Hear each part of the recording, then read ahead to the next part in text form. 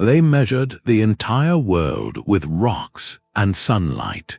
Long before satellites or even basic telescopes, a group of ancient master builders, the stone engineers, performed a feat of knowledge that should have been impossible.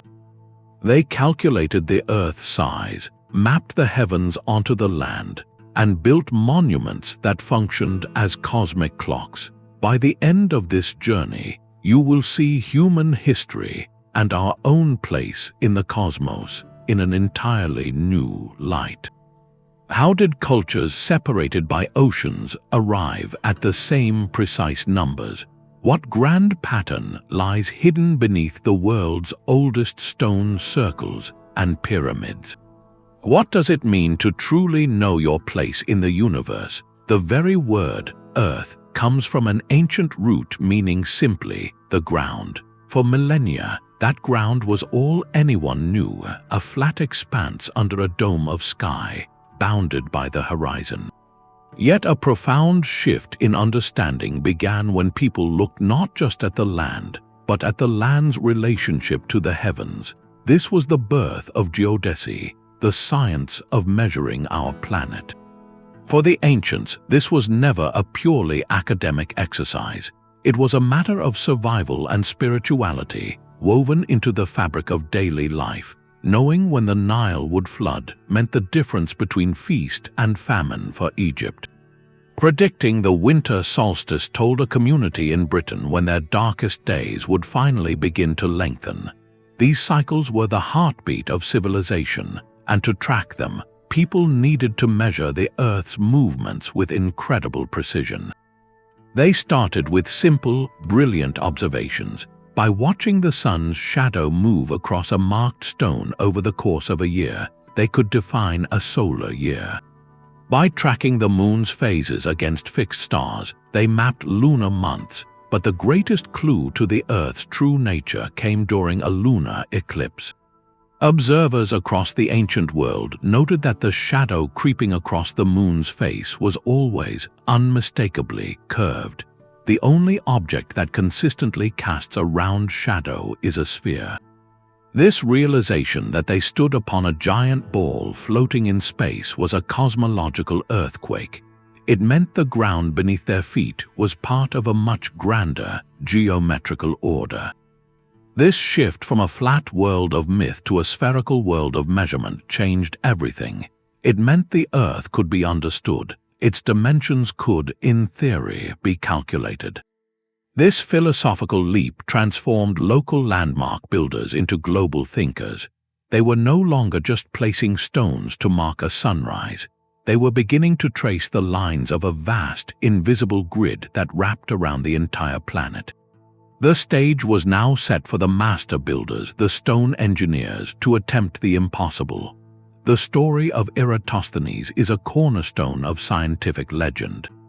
In the Great Library of Alexandria, this scholar learned of a curious phenomenon in the southern city of Syene. There, at noon on the summer solstice, sunlight fell straight down a deep well, illuminating the water at the bottom without casting a shadow on the walls. The sun was directly overhead. On that same day and time in Alexandria, however, a vertical stick cast a distinct, measurable shadow. Eratosthenes realized this simple difference held the key to the world's size. He reasoned that if the Earth were flat, both sticks would cast the same shadow or no shadow at all. The fact that they did not prove the Earth was curved. More importantly, by measuring the angle of that shadow in Alexandria, he could use geometry to calculate the planet's circumference. His measurement, using the distance between the two cities, yielded a figure astonishingly close to the modern value. It was a triumph of logic and observation, but this famous experiment rests on several critical assumptions. He assumed Syene and Alexandria were on the same north-south line, which they are not. He assumed the distance between them was accurately known, which was a challenge for ancient surveyors, and he assumed the sun's rays were perfectly parallel, which they essentially are, but this requires an understanding of celestial scale far beyond simple observation. The precision of his result is what makes historians pause. Could such accuracy be a happy coincidence of errors cancelling each other out? Or does it suggest he was working with refined data that already existed? This leads to a deeper question. Where did a Greek scholar in Egypt get such a perfectly formulated idea? The concept of measuring the Earth through shadows did not spring from a vacuum. The well at Syene was a known solar marker long before Eratosthenes arrived. Egyptian priests and temple builders had been observing this solstice alignment for centuries, likely using it to calibrate their calendars and align their monuments. The knowledge was embedded in the landscape itself. Eratosthenes may not have been the first to know the Earth's size, but he was perhaps the first in the classical world to write it down in a surviving text, translating an ancient, practiced understanding into the language of Greek geometry. His work represents a fascinating intersection, a moment where a brilliant mind accessed the accumulated, possibly unspoken, wisdom of the stone engineers who came before him. It marks a transition from knowledge held in stone and ceremony to knowledge recorded on papyrus. But if this understanding was already ancient in his time, how far back does the thread truly go, and what other cultures held this secret? Eratosthenes stands as a brilliant point of light, but he was not alone in the darkness. Across the planet, in cultures that had no known contact with one another, the same profound realizations were being carved into stone and written into star charts. This was not a single discovery, but a chorus of insights rising from every continent, a convergent evolution of the human mind gazing upward. In ancient India, scholars composed a text called the Surya Siddhanta, which translates to the knowledge of the sun. This work, dating back over 1,500 years, explicitly describes a spherical Earth. It does not present this as a new theory, but as established fact. The text then proceeds to calculate the Earth's circumference using a unit of measurement called a yojana. When scholars convert these ancient numbers, the result is startlingly close to the modern figure. The precision is not the only remarkable part. It is the matter-of-fact certainty with which this cosmic truth is presented. It speaks of a knowledge base that was already mature, already integrated into their cosmology and mathematics long before it was ever written down. On the other side of the world, Chinese astronomers embarked on a monumental project of their own. During the Tang Dynasty, a team led by the scholar Yi Xing undertook a massive geodetic survey. They planted tall, precise gnomons, which are essentially giant measuring sticks, in a north-south line spanning thousands of li, an ancient Chinese unit of distance. By meticulously comparing the lengths of the shadows cast by these gnomons at noon on the same day, they could calculate the angle of the Earth's curvature between those 2 points. Their goal was not just philosophical, it was intensely practical to refine the imperial calendar and improve the accuracy of predictions for celestial events. Their calculated result for the Earth's size, while not as precise as some others, demonstrated a sophisticated, systematic approach to measuring the planet through direct, large-scale observation. This was state-sponsored science on a continental scale, driven by the need to harmonize human time with cosmic time. Perhaps most intriguing are the clues from the ancient Americas, where cultures developed in complete isolation from the Old World. The Maya civilization created a calendar system of such complexity and accuracy that it rivals our own modern computations. Their long count calendar tracked planetary cycles over millions of days.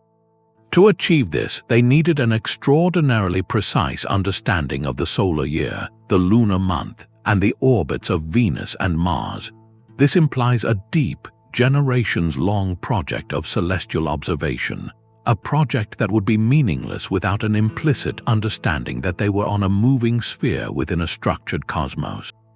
While we have no surviving Maya text that states the Earth is a sphere in the way the Indian or Greek texts do, their architectural alignments to solstices and equinoxes, and their ability to predict eclipses, point to a working model of a spherical Earth interacting with other spherical bodies. Their knowledge was encoded not in a single grand theorem, but in the relentless cumulative data of priest astronomers watching the sky for centuries. So what does this global tapestry tell us? It suggests that the realization of a spherical Earth was not a lucky guess or a one-time intellectual miracle. It appears to be an almost inevitable conclusion for any advanced agricultural society that watches the sky with patience and rigor. The same evidence was available to everyone: the curved shadow on the moon during an eclipse, the changing positions of stars as one travels north or south, the way ships disappear hull first over the horizon. Different cultures, from the philosophers of Greece to the temple builders of India, the imperial scholars of China, and the astronomer priests of Mesoamerica, all followed this evidence to the same profound truth. This convergent knowledge speaks to a universal human drive to find order in the cosmos, to measure our home, and to understand our place within the grand design. But if this knowledge was so widespread among the learned elites of these ancient worlds, a haunting question remains: how did they physically translate this abstract, global understanding into their most sacred and enduring structures? The evidence for a shared cosmic understanding becomes physical in the very stones these cultures left behind.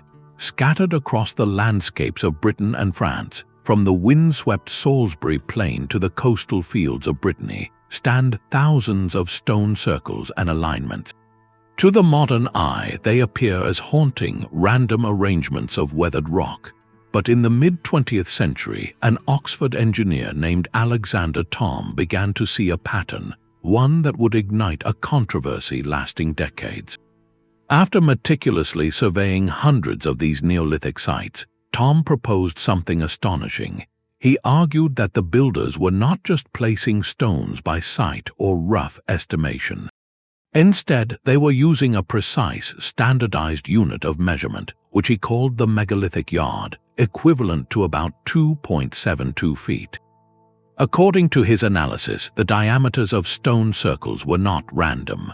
They were whole number multiples or elegant fractions of this single unit, revealing a sophisticated knowledge of geometry, including the use of Pythagorean triangles centuries before Pythagoras was born. This was not primitive ritual, Thom argued, but high prehistoric engineering. The implications were profound. If true, it meant a network of Neolithic builders, separated by hundreds of miles, were all working from the same blueprint, the same instruction manual for the cosmos. They were sharing a complex system of mathematical and astronomical knowledge across vast distances, a unified scientific tradition etched into the Earth itself. So where did this precise unit come from? Thom and his followers suggested a celestial origin. They theorized that the megalithic yard could have been derived from pendulum measurements tied to the Earth's rotation, or from careful astronomical observations that yielded a reproducible standard length. It was a unit born from watching the stars, then used to map their movements onto the ground. The idea is compelling, painting a picture of these stone engineers as master surveyors, armed with knotted ropes of a fixed length, traveling from site to site to impose a grand, geometric order on the chaotic world. The statistical evidence Thom presented seemed robust, showing clusters of measurements around specific values that defied random chance. For many, this was the smoking gun, proof of a lost, advanced civilization of astronomers who measured the Earth with nothing but stone, timber, and keen observation. Yet the world of archaeology is often a battleground of interpretation, and the megalithic yard theory found fierce opponents. Skeptics argued that Thom's data was cherry-picked, that he was seeing patterns in the natural variation of ancient construction. They pointed out that building with massive, irregular stones is an imprecise art, and that over millennia stones settle, tilt, and are moved. Finding a common mathematical thread, they said, might be a case of a modern, mathematically trained mind imposing order on ancient improvisation. The debate became a classic clash of perspectives between the engineer who sees universal constants and the archaeologist who sees local cultural practice. Could both be partially right? Perhaps the truth lies not in a rigid, universally enforced inch, but in a shared conceptual toolkit. Different communities may have developed similar methods for laying out circles using ropes, pegs, and simple geometric principles, like creating a perfect circle from a fixed radius. This would naturally produce diameters that cluster around certain sizes based on human scale and practical logistics, creating a statistical echo of a standard unit without a central authority decreeing one. The real legacy of the megalithic yard debate is not whether a Neolithic tape measure existed, but what it forces us to reconsider. It challenges the outdated notion of prehistoric people as isolated, superstitious tribes. The sheer scale of some constructions, like the great alignments at Karnak with their thousands of stones stretching for miles, speaks to a level of social organization and shared purpose we are only beginning to grasp. Whether through a formal unit or a shared geometric language, these monuments suggest a connectedness, a transmission of ideas about the cosmos across the ancient landscape.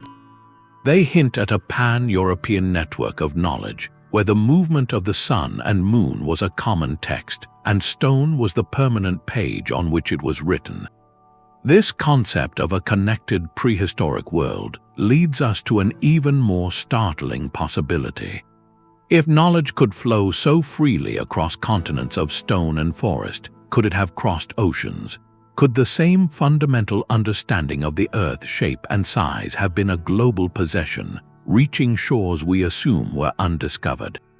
The debate over a shared measurement hints at a shared purpose, one crystallized in the world's most famous stone circle. On the Salisbury Plain, Stonehenge stands as a testament to an ambition far beyond mere monument building. It is a machine built of earth and rock, designed to process the movements of the sun, moon, and stars.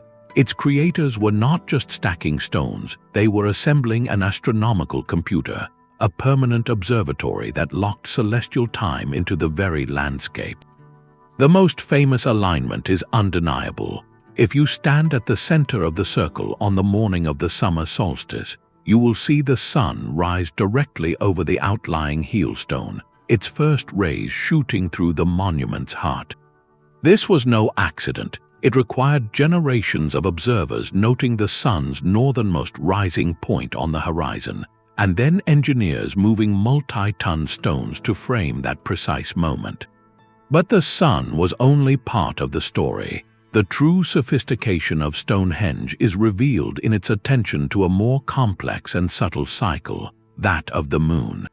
4 so-called station stones, placed in a rectangle around the main circle, align with the extreme rising and setting points of the moon during its major standstill, an event that occurs only every 18.6 years. Tracking this long cycle requires patience spanning beyond a single lifetime, a commitment to recording knowledge for future generations who would never meet the original observers. This lunar focus provides the key to the site's most intriguing feature, the ring of 56 Aubrey holes that circle the monument just inside its outer bank. For decades, these chalk-filled pits were a mystery. Then, in the 1960s, an astronomer named Gerald Hawkins proposed a revolutionary theory. He suggested that by moving markers, perhaps stones or posts, around this circle of holes in a specific pattern, the builders could track not just years, but the complex interplay of solar and lunar cycles that lead to eclipses. The mathematics is elegant. The moon's cycle from one major standstill to the next is 18.6 years. Multiply that by 3, and you get roughly 56 years, a period after which the sun, moon, and earth return to a very similar geometric relationship. This 56-year cycle could be used to predict when an eclipse was likely, a time when the cosmic order was, from an ancient perspective, under threat. The ability to foresee such an event would have granted the builders immense spiritual and social power. It meant they could communicate with the forces governing the sky. The precision required for this is staggering. To align stones weighing up to 50 tons with movements in the sky measured in fractions of a degree, using only timber, rope, and stone tools, represents a triumph of collective will and intellectual focus. It tells us these people were master astronomers who understood their world was a sphere moving through a clockwork cosmos. They used Stonehenge to measure time itself, and by doing so, they were fundamentally measuring their own place on the spinning Earth. This level of astronomical investment raises a profound question. Why would a prehistoric culture in Britain commit centuries of labor to such an exacting celestial project? What drove them to build not just a temple but a precision instrument for the sky? But a machine for measuring time is one thing. A machine for measuring the entire planet is another.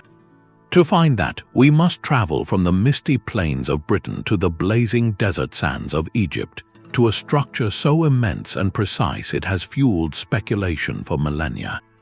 The Great Pyramid of Giza does not whisper its secrets, it declares them in 4.5 million tons of limestone and granite. It is the ultimate expression of the stone engineer's ambition, a mountain carved by human intention. Beyond its role as a tomb, a compelling theory suggests it was also a geodetic marker, a permanent monument to a civilization's understanding of the world itself. The evidence begins with its breathtaking precision. The pyramid's base is a near-perfect square, with sides originally measuring around 756 feet each, and their alignment to the cardinal directions north, south, east, and west is accurate to within a fraction of a single degree. This was not achieved with magnetic compasses, which would have been useless as the Egyptians did not know of magnetic north. Instead, they almost certainly used stellar observations, likely sighting on a circumpolar star like Thuban, which was the pole star of that era, and bisecting the angle between its rising and setting points to find true north. This astronomical alignment alone speaks to a profound desire to anchor the structure to the cosmos, but the claims grow more expansive. Some researchers point to a fascinating numerical relationship. They note that if you take the pyramid's original perimeter and multiply it by a certain constant, the result is remarkably close to 1/2 of a minute of latitude at the equator. In other words, the perimeter seems to scale to the Earth's dimensions, as if the builders intended one pyramid unit to represent a specific fraction of a terrestrial degree. Furthermore, its location at the intersection of the longest line of latitude and longitude that passes over the most landmass has led to the poetic idea that it sits at the geographic center of the Earth's continents, a symbolic navel of the world. Perhaps most famously, the pyramid's geometry appears to encode the mathematical constant pi. The ratio of its perimeter to twice its height is very close to 3.1416. Proponents argue this cannot be coincidence, that the builders intentionally designed a shape that embodied this fundamental ratio. Taken together, these ideas paint a picture of the Great Pyramid not just as a tomb, but as a scale model of the Northern Hemisphere, a stone representation of a spherical Earth, with its apex representing the pole and its perimeter representing the equator. It is a breathtaking vision, the ultimate monument of a culture that measured the heavens and the earth, yet we must tread carefully between awe and analysis. The cardinal alignment is an indisputable feat of practical astronomy and surveying, a testament to the Old Kingdom Egyptian stellar mastery. The pi relationship, however, might be a beautiful byproduct of their chosen building method. If they decided to build a pyramid with a slope where the rise over run produced a certain sect, a unit the Egyptians actually used for measuring slopes, that particular sect just happens to generate a shape whose proportions approximate pi. It could be a consequence of their architectural choice, not necessarily its driving purpose. Similarly, the connection to the Earth's circumference depends heavily on which ancient cubit measurement you use, and scholars debate the exact length of the standard cubit employed. A slight variation changes the mathematical relationship entirely. As for the center of the Earth's landmass, this is a modern calculation based on our current knowledge of all continents, including the Americas and Australia, lands completely unknown to the Old Kingdom Egyptians. It is a striking coincidence, but likely a retrospective pattern we see, not one they could have intended. So where does this leave us? The pyramid is undoubtedly a repository of advanced knowledge, but perhaps not of a secret, lost science. Its genius lies in the application of known, sophisticated techniques to an unprecedented scale. The Egyptians were master surveyors, astronomers, and logisticians. They possessed a deep, practical understanding of geometry, needed to quarry, transport, and assemble millions of blocks with such exactitude. The pyramid may not be a literal map of the world, but it is a monumental declaration of a worldview, one where cosmic order, pharaonic power, and eternal harmony were expressed through perfect angles and celestial alignment. It stands as the ultimate achievement of a stone engineering tradition that sought to make the invisible principles of the universe permanently, physically visible. This drive to materialize cosmic knowledge in stone raises a final, haunting question. If cultures across the globe were independently building these vast astronomical instruments, what common thread of necessity or belief compelled them to do so? What fundamental human need were they all trying to answer by measuring the sky and the earth with such obsessive, generational dedication? The stones stood still, but the knowledge they held was always meant to travel. To truly understand the Earth's dimensions, ancient thinkers had to confront its most formidable expanse, the trackless ocean. Here, the abstract concept of a spherical world met the brutal, practical test of survival. Without landmarks, without compasses, how does one navigate a featureless blue desert? The answer was written in the night sky, felt in the swell of the waves, and seen in the flight of birds. This was geodesy in motion, the stone engineer's wisdom taken to sea. Among the greatest masters of this art were the Polynesian voyagers. Their story is one of humanity's most audacious chapters. Setting out from Southeast Asia in double-hulled canoes, they embarked on deliberate journeys of exploration and colonization across the Pacific, an ocean covering 1/3 of the planet's surface. Their destination were specks of land, tiny islands and atolls often invisible until you were almost upon them. To find them, they developed a system of navigation, called wayfinding, that integrated every possible clue from the natural world. They memorized the star compass, a mental map of where specific stars rose and set on the horizon. As they sailed, they would track their progress by holding a course under a particular star. When that star moved too high or set, they would pivot to follow the next one rising in the sequence. This created a star path, a celestial highway across the ocean. But the stars were only part of the map. They learned to read the ocean itself, the subtle, deep ocean swells that refract around islands, creating interference patterns a trained navigator could feel through the hull of the canoe. They watched for specific species of seabirds whose flight patterns at dusk would point toward land still below the horizon. They observed the color of the clouds and the composition of driftwood. This was not guesswork, it was a rigorous, teachable science passed down through generations of master navigators. Their most fascinating tool was the stick chart, a framework of palm ribs and shells. The shells represented islands, the curved ribs represented wave patterns and currents. These were not carried on voyages, they were instructional models, memory aids built before a journey to visualize the complex interplay of forces between distant archipelagos. To navigate this way requires a profound, internalized model of the Earth.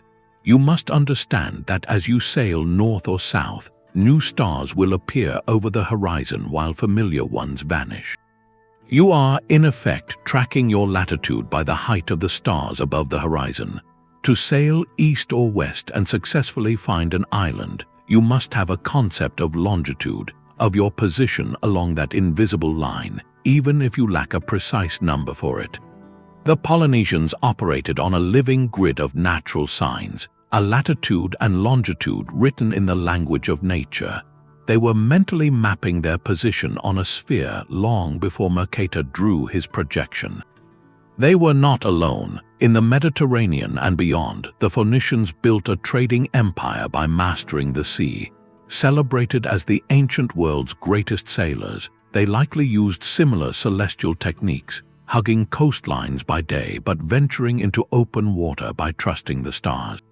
Historical accounts suggest they might have used the North Star, Polaris, to maintain latitude, sailing east or west along a consistent stellar bearing. This practice, called latitude sailing, is a direct application of spherical Earth knowledge.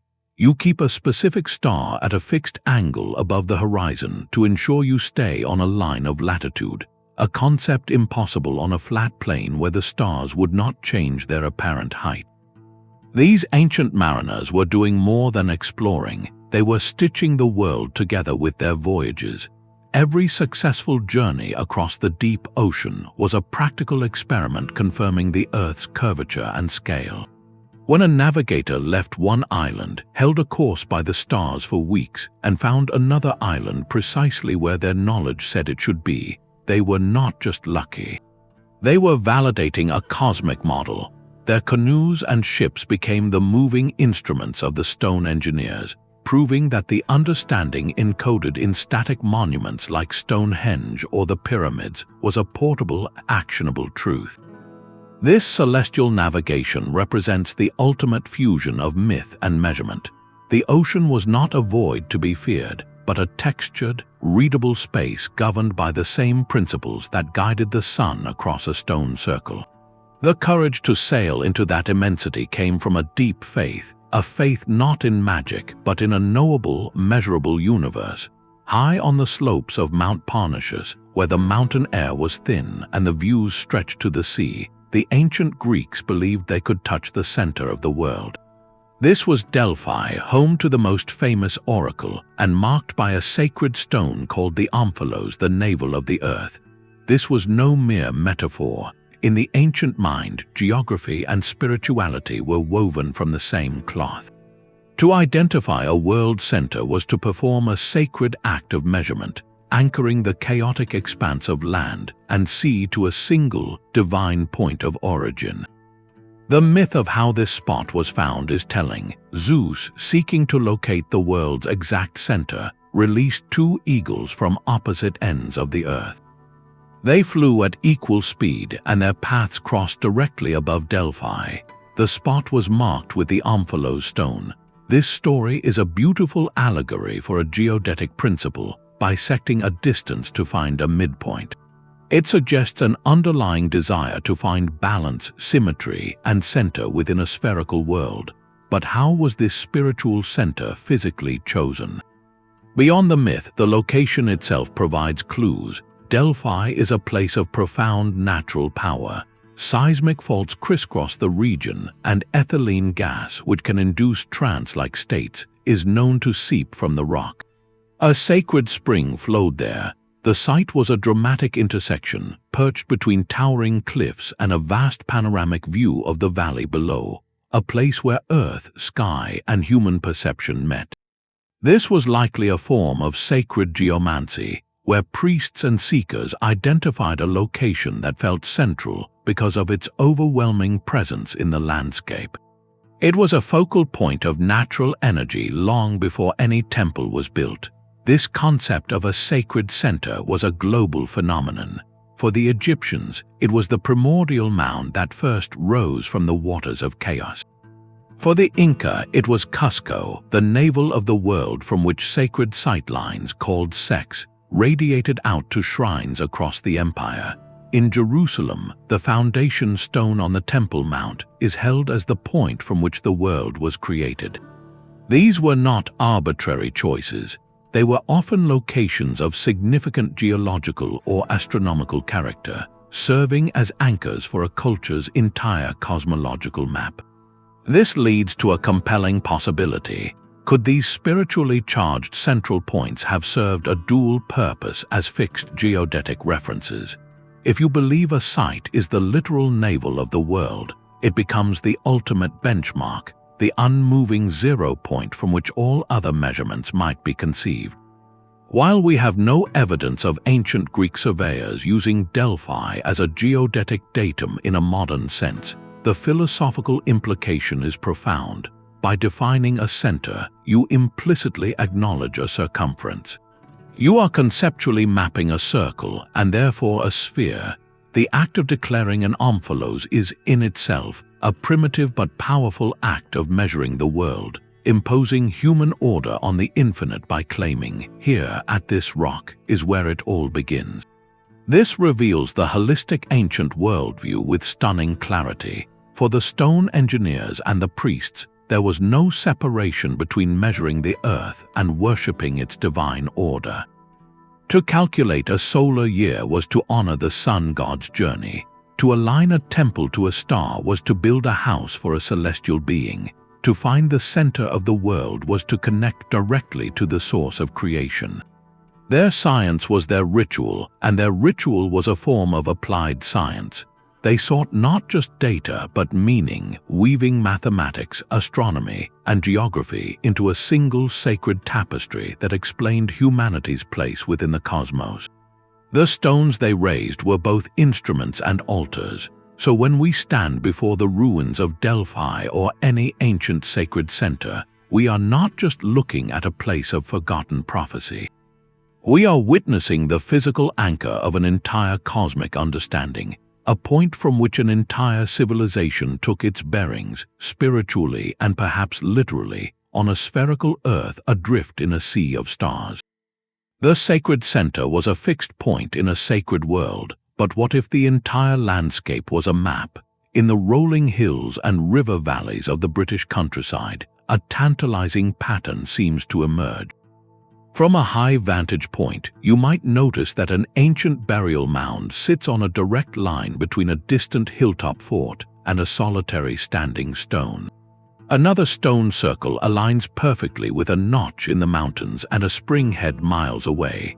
These are what some call ley lines, and their story begins not in antiquity, but in a moment of modern revelation. In the early 1920s, an English businessman and amateur antiquarian named Alfred Watkins was riding his horse through the hills of Herefordshire.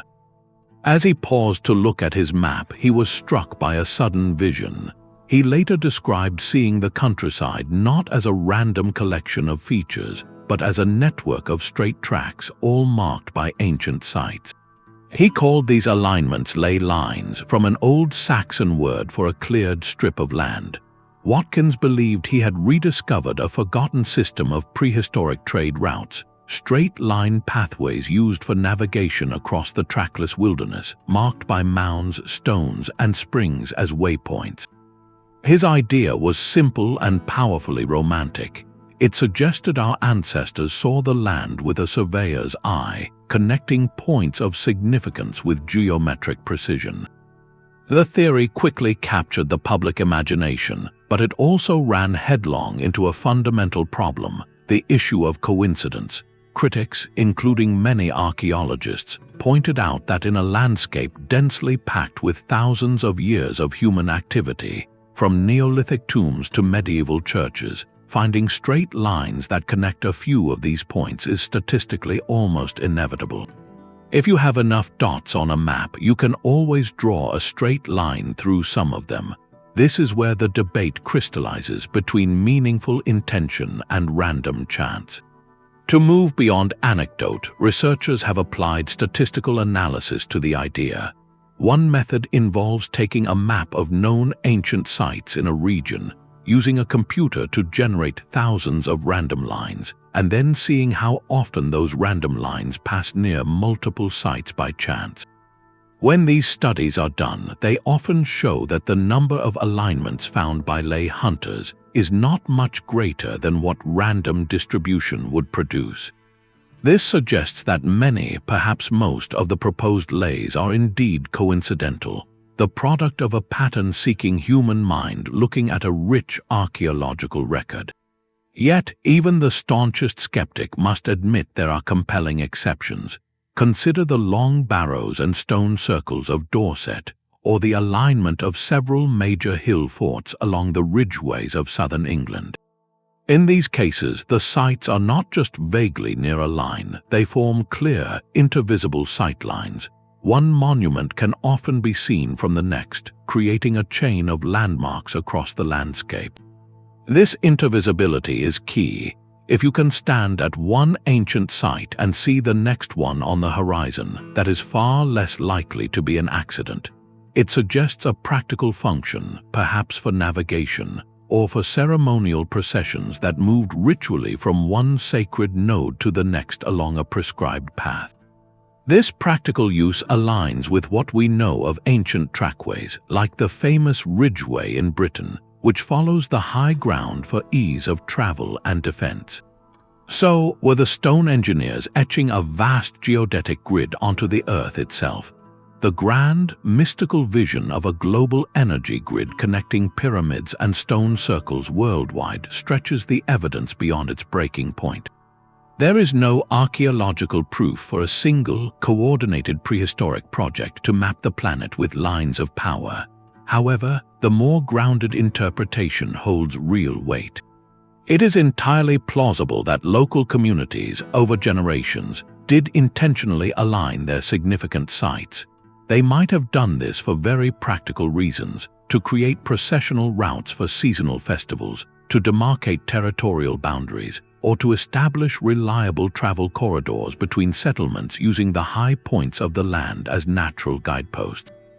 In this sense, ley lines may not be a lost science of Earth energies, but something equally profound, a testament to how ancient peoples navigated and gave meaning to their world. They were reading the landscape as a living text, using sightlines to weave their places of ritual, memory, and community into a coherent, walkable map. This turns the concept from a mysterious grid into a deeply human story of connection, of physically linking the places that mattered most along the straightest path possible. It suggests the stone engineers were not just building isolated monuments, but were consciously placing them in conversation with each other across the hills and valleys, creating a network of meaning that was experienced not from above, but step by step along the very ground they measured. This journey from stone circles to celestial canoes brings us to a single, astonishing object that seems to defy its own time. In the silent depths off the coast of a Greek island, sponge divers in the year 1900 discovered the broken remains of an ancient shipwreck. Amidst statues and pottery, they recovered a lump of corroded bronze and wood that would take decades to reveal its true nature. When painstakingly cleaned and studied, it was found to contain a complex assembly of precisely cut gear wheels, dials, and inscriptions. This was the Antikythera Mechanism, a device so advanced that it rewrote our understanding of ancient Greek science. Dating to around 100 years before the Common Era, it is the world's oldest known analog computer. Its purpose was not to calculate sums but to model the cosmos. By turning a hand crank on the side, an operator could advance the mechanism through time, watching as a series of dials and pointers simulated the ever-changing positions of the Sun, the Moon, and the 5 known planets against the backdrop of the zodiac. It could predict lunar phases, track the cycles of athletic games like the Olympics, and most impressively, it could forecast solar and lunar eclipses, even indicating their likely color and direction. The engineering behind this is breathtakingly precise. The device uses a complex arrangement of interlocking bronze gears, including a brilliant differential gear, a component not seen again until the 19th century. One gear system accurately reproduces the Moon's elliptical orbit, accounting for its variable speed, a subtlety known as lunar anomaly. Another gear train models the Metonic cycle, a period of 19 years after which the phases of the Moon recur on the same calendar dates. This was not a toy for the wealthy, it was a serious scientific instrument, a compact repository of centuries of Babylonian and Greek astronomical observation, translated into a working mechanical model. Think of it as a portable, clockwork universe, where Stonehenge was a fixed, monumental computer built into the landscape. The Antikythera Mechanism was that same knowledge made mobile, miniaturized, and personal. It represents the ultimate fusion of the stone engineer's celestial wisdom with the metalworker's craft. Its very existence is definitive proof that the classical world had achieved a level of technical and mathematical sophistication we had scarcely dared to imagine. This device did not emerge from a vacuum. It is the tangible product of a long lineage, the culmination of all those earlier efforts to measure the earth and sky. The data that programmed its gears came from generations of star watchers in Babylon. The mathematical theories that dictated its gear ratios came from Greek astronomers like Hipparchus. Practical engineering skill to build it came from a tradition of master craftsmen. The Antikythera Mechanism is, therefore, more than a wonder. It is a snapshot of a complete scientific ecosystem. It shows us that the desire to simulate the cosmos, to hold a working model of our place within it, was a driving force of ancient innovation. This one artifact connects the dots between the megalithic astronomers and the library scholars, proving that the quest to measure and understand our spherical world had moved from aligning massive stones to machining delicate bronze gears. It stands as a powerful reminder that our ancestors were not just observers of the heavens, but active modelers of reality, seeking to replicate its deepest rhythms in the palm of their hand. The Antikythera Mechanism proves the ancients could miniaturize the cosmos, but another culture performed a feat of engineering on a truly monumental scale. Far out in the vastness of the Pacific Ocean, on the most isolated inhabited island on Earth, stand the silent stone giants of Rapa Nui, Easter Island. Nearly 1,000 Moai statues, some weighing over 80 tons and standing as tall as a 3-story building, dot the landscape with an aura of profound mystery. While their celestial alignments remain a topic of scholarly discussion, their very presence poses a more immediate physical riddle. How did a society with no metal tools, no wheels, and no large animals move these colossal figures from the quarry where they were carved, across miles of rugged volcanic terrain, to their permanent ceremonial platforms along the coast?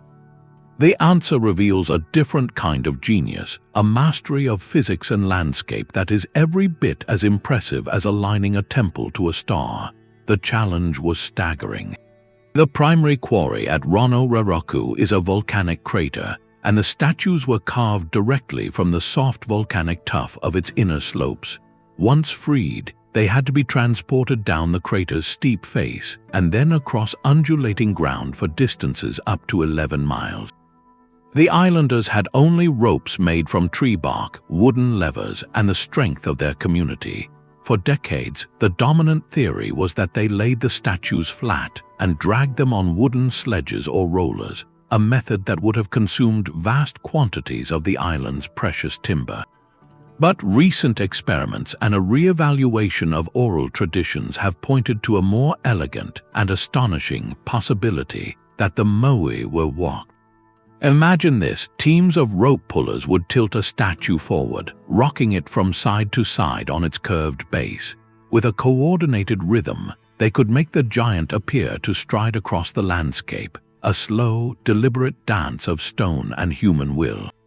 This method of upright transportation would have required an intuitive, yet incredibly sophisticated, understanding of balance, center of gravity, and leverage. It was a form of applied physics performed at a colossal scale. Another compelling theory involves sliding the statues on paths lubricated with sweet potatoes, which become slick when mashed, creating a low-friction surface.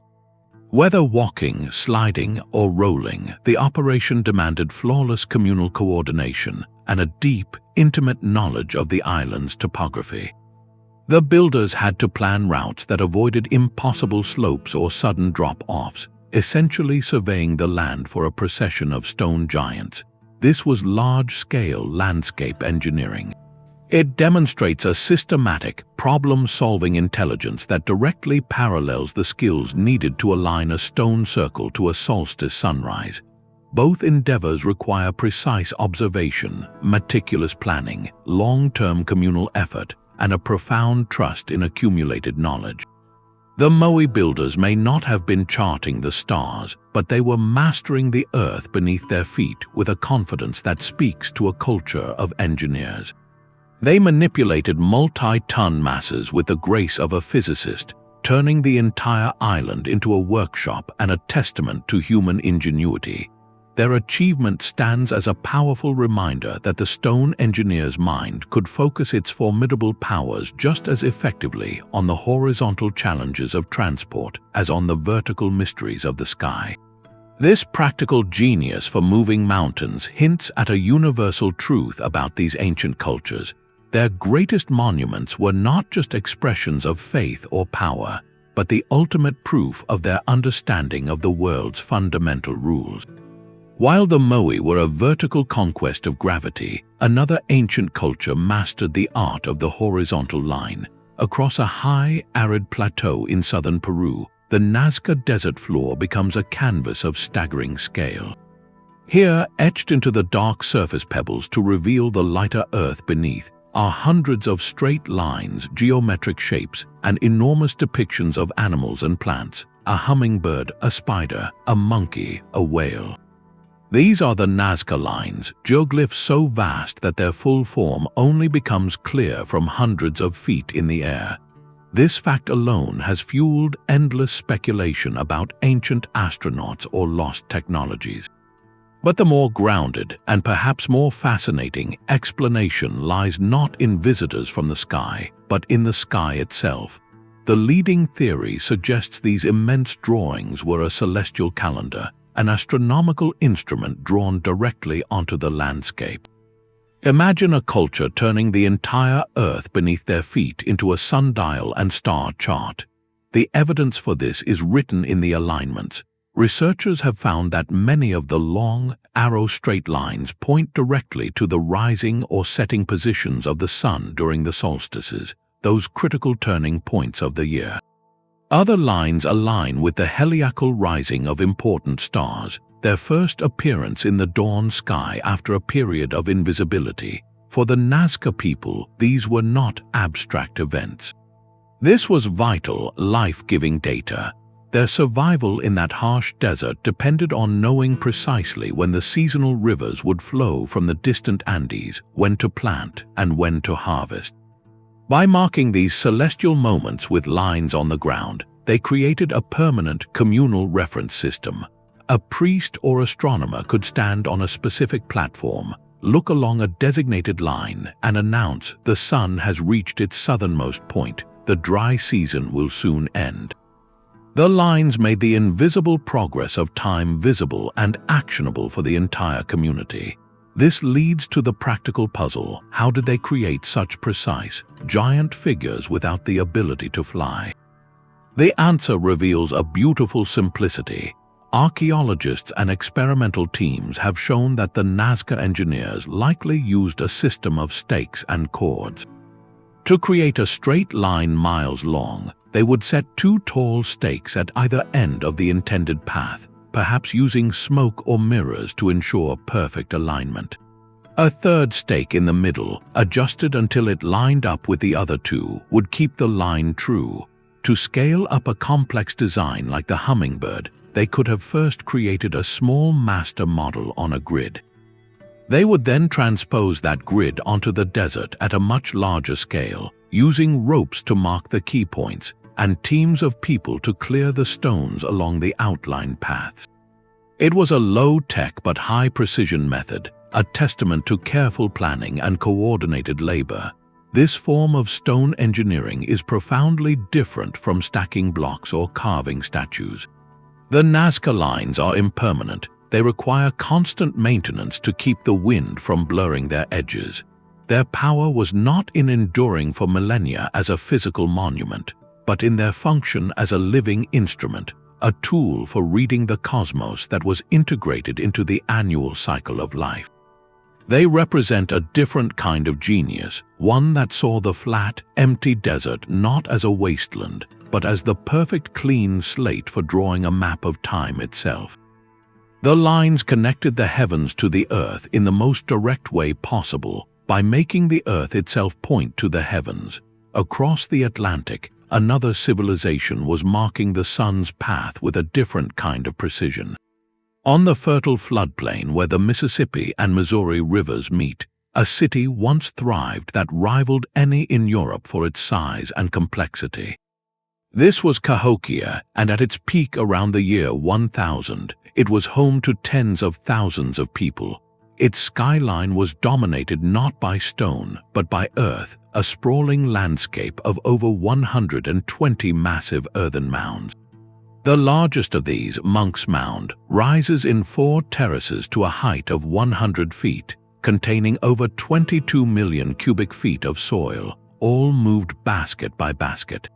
This was a monument built from the very land itself, a testament to a society that understood geometry, volume, and organization on a staggering scale.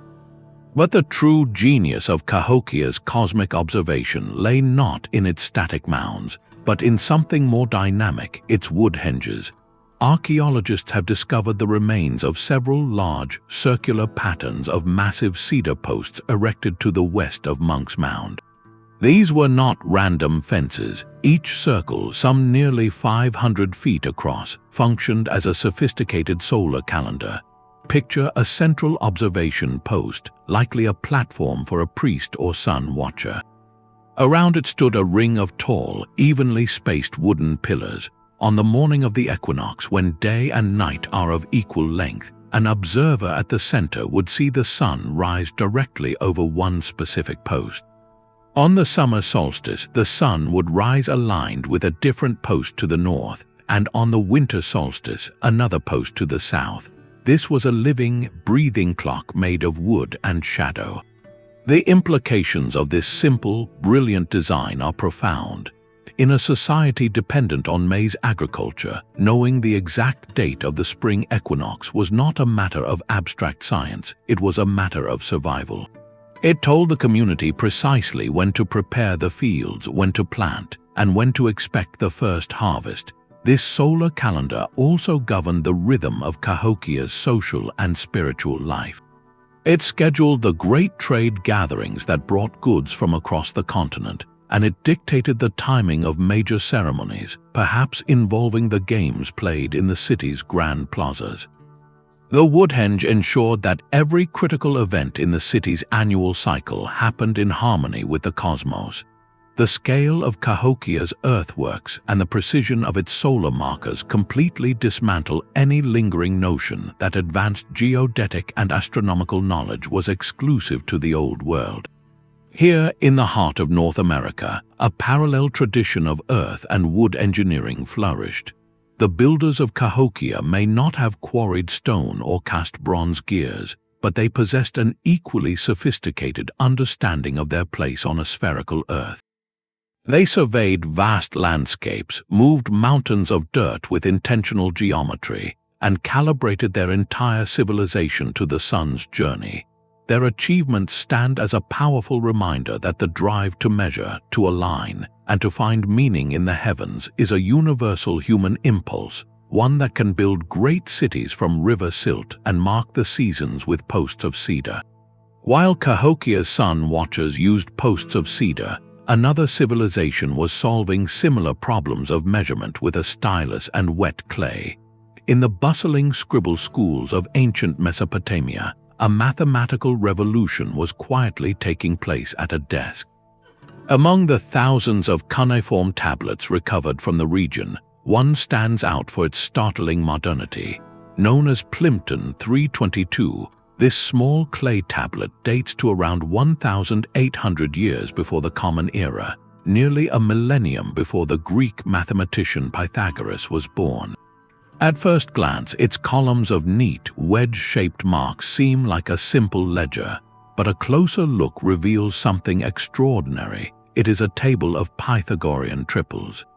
These are sets of three whole numbers that perfectly satisfy the equation a squared plus b squared equals c squared, the very foundation of the Pythagorean theorem that defines the relationship between the sides of a right-angled triangle. For example, one row on the tablet lists the numbers 119, 120, and 169. If you square the first two and add them together, you get the square of the third. This is not a random list, it is a carefully curated set of working examples, likely used as a reference or a teaching tool. The implications are profound. This tablet proves that Babylonian scholars had a deep, practical understanding of the principles of right-angled geometry more than 1,000 years before Greek philosophers formalized the theory. But why would an accountant or a scribe need such advanced mathematics? The answer lies in the needs of the civilization itself. Mesopotamia was a land defined by two great rivers, the Tigris and the Euphrates. Its wealth came from irrigated agriculture, which required the annual resurveying of fields after the floods receded. Property boundaries had to be re-established with absolute fairness, as taxes were based on land area. How do you accurately measure a triangular plot of land beside a winding canal? You use the principles on Plimpton 322. By stretching a rope knotted at regular intervals, a surveyor could create a perfect 3-4-5 right triangle, a simple Pythagorean triple, ensuring their boundaries were square. This was practical, applied mathematics for shaping the earth itself. The knowledge did not stop at the field's edge. These same trigonometric principles were essential for the other great Babylonian obsession, astronomy. To track the precise movements of planets, which they saw as gods walking across the sky, they needed to calculate positions and angles against the fixed backdrop of stars. The mathematics that could triangulate a field could also triangulate the position of Venus. The scribes who produced tablets like Plimpton 322 were the theoretical counterparts to the field engineers. While the stone movers and mound builders physically manipulated the landscape, the scribes provided the invisible framework of numbers and rules that made such precision possible. They were developing the universal language of measurement.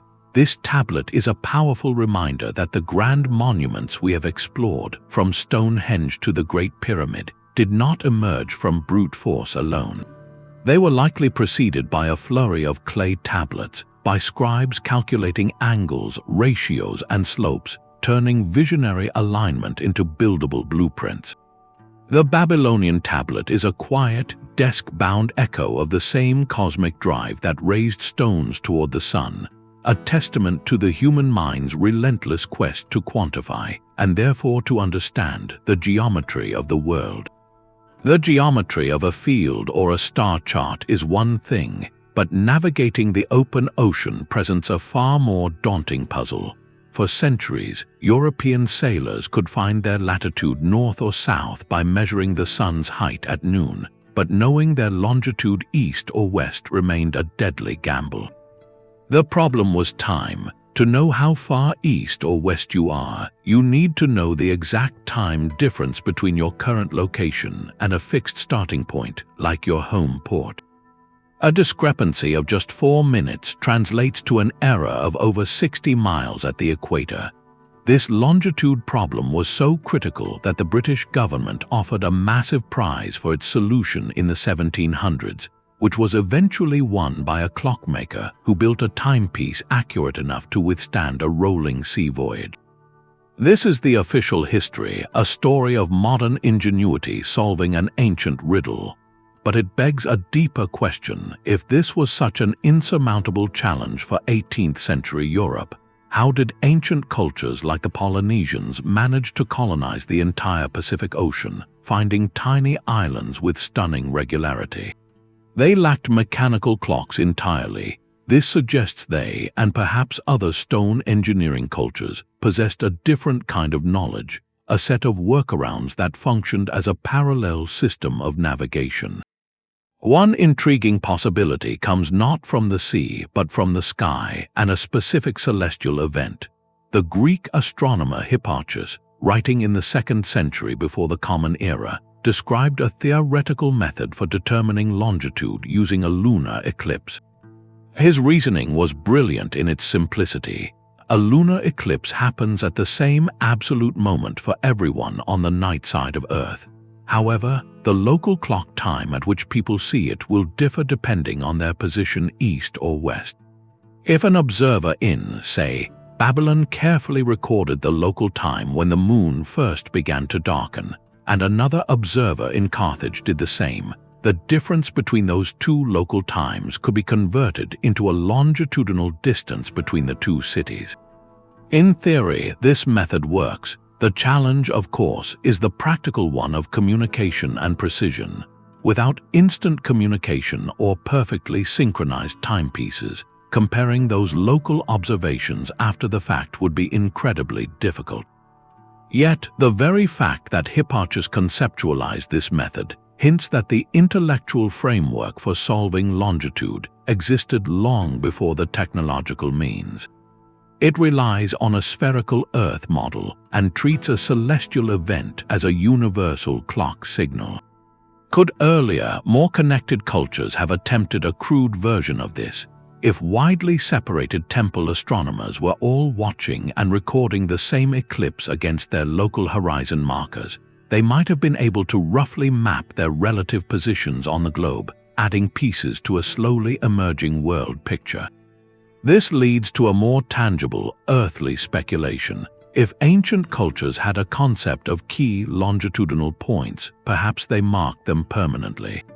Could the vast networks of aligned monuments, the so-called ley lines or sacred geographies, have functioned as a kind of fixed reference grid? Imagine a series of major sacred sites like Delphi, Giza, or a significant mountain peak believed to sit on a powerful north-south or east-west axis. Once such a site was established as a spiritual and possibly geodetic anchor, other sites could be placed in relation to it using astronomical sighting. A traveler or a seafarer would not need a portable clock if they knew that reaching a certain latitude and then sailing directly east until they aligned with a known sacred mountain on the coast would bring them to their destination. This turns the landscape itself into a map, with monuments as its cardinal points. The idea is not that ancient people had a modern coordinate system, but that they may have used a network of known, intervisible, and cosmologically significant locations to orient themselves across vast distances. The purposeful alignment of sites over hundreds of miles, as seen in some parts of the world, suggests a conscious effort to create these long-distance relationships, weaving the land into a coherent, navigable whole. While concrete, irrefutable evidence for a precise ancient longitude system remains elusive, the circumstantial case is provocative. We have cultures separated by oceans who built pyramids aligned to cardinal directions with uncanny accuracy. We have seafarers who crossed thousands of miles of open water to find specks of land. We have astronomical concepts that explicitly address the longitudinal problem. These threads, when woven together, suggest the stone engineers were not just local astronomers or monument builders. They were global thinkers in the truest sense. Their sacred geometry was not merely symbolic, it was potentially functional, a way of encoding the proportions and positions of the Earth itself into their temples, their myths, and their journeys. They may have solved the longitude problem not with a ticking clock in a box, but with a living clock in the sky and a map written in stone across the continents. This lost knowledge, if it existed, was not a single formula but a holistic understanding, a way of seeing the world where every mountain, every solstice sunrise, and every stone circle was part of a single, measurable, sacred whole. The silence of the archaeological record on a specific longitude device is not necessarily proof of absence, but an invitation to look deeper at the patterns they left behind, patterns that seem to whisper of a world far more connected and consciously mapped than we have ever allowed ourselves to believe. The silent language of stone may have found its voice in the intricate swirls and knots carved across ancient landscapes. While massive monuments anchored knowledge to specific places, a more portable form of wisdom traveled with people, etched onto smaller stones and later onto the iconic Celtic cross. Some researchers propose that these are not random decorations or purely religious symbols, but something far more functional, encoded maps of the cosmos and the Earth itself. This idea transforms a simple carved spiral or interlocking loop from abstract art into a potential instruction manual for the ancient world. Look closely at a typical Celtic cross. Beyond the central circle that likely represents the sun or the unity of all things, the complex knotwork that fills its arms and surface creates a mesmerizing, endless path. Could this be a symbolic representation of the sun's journey through the year, or the cyclical nature of solstices and equinoxes? The patterns are not chaotic. They follow strict mathematical rules of symmetry and repetition, mirroring the predictable patterns observed in the heavens. This suggests a deep, ingrained understanding of cycles, translated into an artistic code. Venture further back in time, to the Neolithic petroglyphs found on boulders and cave walls across Europe. Here we find cup and ring marks, concentric circles carved into stone, often with a channel or line radiating outward. To the modern eye, they are beautiful mysteries. But through the lens of the stone engineer, they begin to look like schematic diagrams. One compelling theory suggests these motifs could represent constellations, with the central cup marking a pole star and the surrounding rings mapping the circular path of other stars around it. The radiating line might indicate the direction of a significant sunrise or sunset at a particular time of year. Another interpretation sees them as territorial maps, where the rings symbolize hills, valleys, or water sources, providing a spiritual and practical guide to the local landscape for initiates or travelers. The durability of stone made these carvings perfect for preserving this knowledge across generations, immune to rot or fire, waiting to be read by those taught the key. This points to a seamless fusion of art, science, and spirituality that is almost foreign to our modern, compartmentalized minds. For the ancient Celt or the Neolithic carver, there was no division between the beauty of a looping knot and the mathematical precision it contained. Creating a perfect, symmetrical pattern was an act of honoring the perfect, symmetrical order they perceived in the universe. The act of carving it was a ritual, a way of binding that cosmic order into a tangible object. The cross or the marked stone became a focal point for meditation and teaching, a visual aid for a priest or navigator to recall complex astronomical data or geodetic principles passed down through oral tradition. Imagine a learned elder tracing a finger along the carved channels of a cup and ring mark, narrating the story of the winter solstice sun's rebirth, or using the intersecting lines on a cross to explain the concept of the world's four directions and the celestial paths that intersect there. The art was the medium and the knowledge was the message. Comparing these motifs across vast distances reveals tantalizing similarities. Spiral patterns appear on stones in Ireland, in the tombs of Newgrange, and on pottery in ancient Greece. Concentric circles are found from the Alps to the Scottish Highlands. While some of this could be the independent development of a simple, pleasing geometric form, the consistency in their application at sacred and astronomical sites suggests a shared symbolic vocabulary. This was not a unified ancient internet, but more like related dialects of a common language, all describing the same fundamental realities: the sun, the stars, the earth cycles. The transmission likely happened through trade, migration, and the travel of skilled artisans and religious elites, who carried not just goods but ideas, translating cosmic observations into the local artistic style. The Celtic cross itself is a brilliant fusion of older, pre-Christian pagan solar symbols with the new Christian faith. a testament to how deeply this symbolic language of the sky was rooted in the culture. It allowed ancient knowledge to be preserved and transmitted even as empires fell and religions transformed. Ultimately, whether a specific knotwork panel is a literal map to a spring or a constellation may be less important than what the entire tradition reveals. It shows us a mind that sought to compress vast, invisible truths into compact, memorable forms. In a world without paper or digital storage, memory was the most vital hard drive. These carvings were mnemonic devices, memory palaces made of stone and symbol. They allowed a civilization to carry its understanding of the world's shape and the sky's rhythms in its collective mind, and in the very art that adorned its most sacred spaces. This symbolic language of measurement reminds us that for the ancient mind, to create something beautiful was often to encode a profound truth, and to study a pattern was to remember your place within the grand design of the universe. But the stone engineer's toolkit may have extended far beyond sight and geometry. A cutting-edge field called acoustic archaeology suggests these ancient builders were also masters of sound, sculpting the very air within their monuments to resonate with cosmic events. This research listens to the past, revealing that some of the world's oldest structures are not just visually aligned, but acoustically tuned. At Newgrange in Ireland, a 5,000-year-old passage tomb older than Stonehenge and the pyramids, the long, narrow stone corridor leads to a central chamber.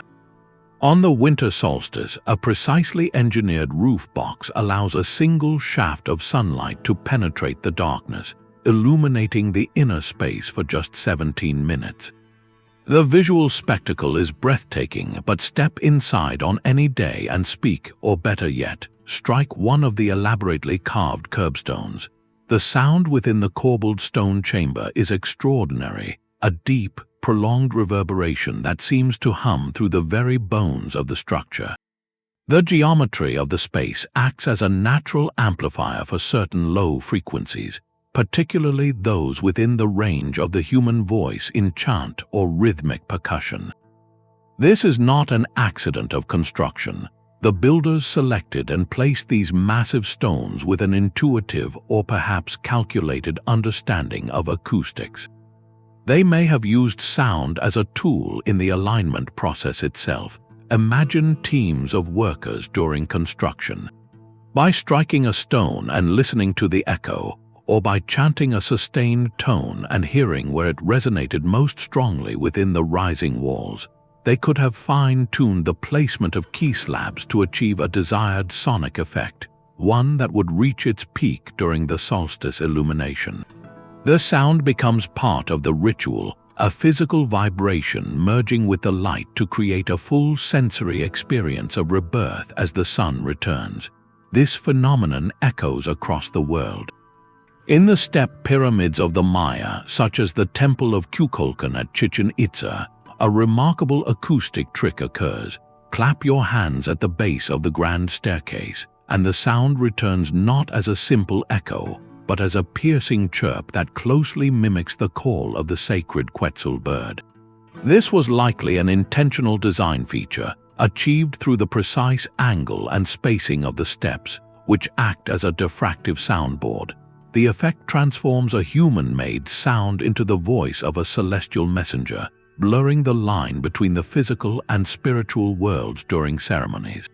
In the underground chambers of Malta's hypogeum, a labyrinth carved from solid limestone, a specific niche resonates at a frequency of 110 Hz, a tone that studies suggest can alter brainwave patterns, potentially inducing states of focused calm or mild trance.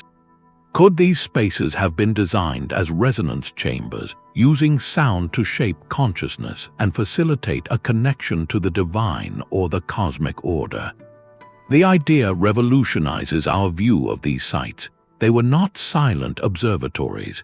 They were likely vibrant, sonorous spaces where the strike of a drum, the blast of a horn, or the harmonic chanting of priests filled the air, their sounds shaped and amplified by the architecture itself. This sonic layer adds profound depth to the stone engineer's mission. aligning a monument to the solstice sunrise created a visual synchronization with the cosmos. But tuning that same monument to resonate with a sacred frequency during that event created a harmony, a multi-sensory lock between humanity, architecture, and the universe. It suggests their understanding of measurement went beyond angles and shadows to include the invisible waves that travel through stone and air. They were not just watching the sky, they were listening to it and building instruments to join its eternal song.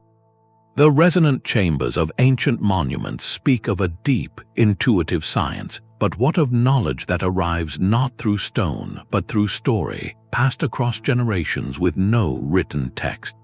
In the rugged Bandiagara escarpment of Moai, the Dogon people have preserved a cosmology of such startling precision that it has ignited one of the most enduring controversies in the history of ideas.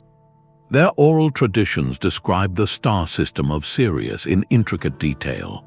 They speak of Sirius A, the brightest star in our sky, and more astonishingly, of a tiny, incredibly dense, and invisible companion star that orbits it every 50 years. This companion, Sirius B, is a white dwarf, a star so faint it was only confirmed by Western astronomers with powerful telescopes in the 19th century. Yet the Dogon reportedly knew of its existence, its orbital period, and even its composition, describing it as made of a metal heavier than iron, which aligns with the understanding that white dwarfs are composed of degenerate matter. This is not a vague myth about a bright star. It is a specific technical account that seems to leapfrog centuries of astronomical development. The implication is staggering. It suggests a pipeline of advanced celestial knowledge flowing from a deep, perhaps prehistoric, source directly into the living memory of a West African people. Could this be a surviving thread from the same global network of stone engineers? The idea is intoxicating, a direct challenge to the linear narrative of scientific progress. It proposes that the meticulous observation encoded in monuments like Stonehenge or the Great Pyramid was not lost but transformed, carried forward in the songs and rituals of a culture that chose memory over masonry. The anthropological counterargument, however, is equally compelling and centers on a moment of potential cultural contamination. In the 1930s and 40s, well before the Dogon cosmology became widely known in the West, the people were visited by French anthropologists, most notably Marcel Grioul and Germain Dieterlen. These researchers spent years with the Dogon, earning deep trust and recording their traditions. Critics point out that by this time, the existence and basic properties of Sirius B had been established in European astronomy for decades. The knowledge was in textbooks, in popular science articles, and in the minds of educated travelers. The possibility, however unintentional, that this modern astronomical fact could have been introduced to the Dogon by outsiders, and then gradually incorporated and enriched within their own existing mythological framework, is a process anthropologists call syncretism. It is a common and well-documented phenomenon. In this view, the Dogon mystery is not one of ancient astronauts or lost civilizations, but a fascinating case study in how traditional knowledge systems can dynamically absorb and reinterpret outside information, weaving it seamlessly into a pre-existing cosmic tapestry until its foreign origin is forgotten. The precision of the Dogon lore, then, might reflect not an ancient inheritance, but the precision of the modern astronomy that was its original source. Yet, even within this framework, the Dogon tradition holds a profound and often overlooked significance. Whether the knowledge of Sirius B is 5,000 years old or 50, the sophisticated cosmological system built around it is entirely and authentically Dogon. Their understanding integrates this celestial mechanics into a complete philosophy of creation, a symbolic order governing social structure, agriculture, and ritual. The star system is not an isolated fact, it is the beating heart of a complex, coherent worldview. This highlights a critical insight. The value of traditional knowledge is not merely in its potential archival of ancient data, but in its demonstration of a different way of knowing. The Dogon, like the Polynesian navigators or the builders of the Woodhenge, did not separate astronomy from spirituality or measurement from meaning. Their cosmology is a lived science, one that guides practical life and provides a deep sense of place within the universe. This challenges our modern compartmentalization. It suggests that the stone engineers' ultimate legacy may not be the specific numbers they calculated, but the holistic mindset they embodied, a way of seeing the human story as an intimate, measured part of the cosmic story. The Dogon controversy, regardless of its origin, ultimately asks us to listen more carefully to the echoes of the past, not just in silent stones, but in the living voices that still recount the journeys of the stars. The silent legends of the Dogon remind us that knowledge takes many forms, but the physical evidence of the stone engineer's genius lies in the staggering weight of the stones themselves. The true foundation of their celestial science was not written in stars or symbols alone, but in the mud, sweat, and timber of monumental logistics. Before a single stone could be aligned to a solstice, it first had to be moved, and the methods they devised to transport and raise 80-ton blocks reveal a mastery of physics that is every bit as impressive as their astronomy. This was engineering on the very edge of the impossible, achieved with nothing but natural materials and human ingenuity. Take the challenge of the wooden sledge. For moving a massive stone slab across relatively flat ground, this was likely the go-to solution. Archaeologists have found depictions in Egyptian tombs showing exactly this, statues being towed on sledges by large teams of workers. But the friction between a wooden sledge and the earth is immense, requiring an impossible number of people to pull. The ingenious solution was lubrication. Experiments like those conducted by physicist Daniel Bohr have shown that wetting the sand in front of a sledge dramatically reduces the pulling force required. The water creates a bridge between the sand grains, allowing them to slide past each other more easily. In essence, the workers were not dragging the sledge over dry land, but over a temporary, artificial mudslide they created just ahead of the moving stone. This turns a problem of brute strength into one of clever fluid dynamics. For longer distances or more varied terrain, rollers offered another elegant option. Imagine a series of sturdy, uniform logs placed perpendicular to the direction of travel. The stone block, likely already on a sledge, is levered up and the first log is slid underneath. As the team pulls, the sledge rolls over the log. The critical trick comes next. As the log emerges from the back, workers quickly carry it to the front, creating a continuous rolling track. This method spreads the immense weight over multiple points of contact and converts sliding friction into the far more manageable rolling friction. It required immense coordination, a rhythmic dance of pulling, rolling, and repositioning that turned a static mass into something that could, with sustained effort, be walked across the landscape. Levers made of timber were the fine adjustment tools. By inserting a strong wooden pole under a corner of a stone and using a smaller rock as a fulcrum, a small team could apply tremendous force to lift or nudge the block incrementally.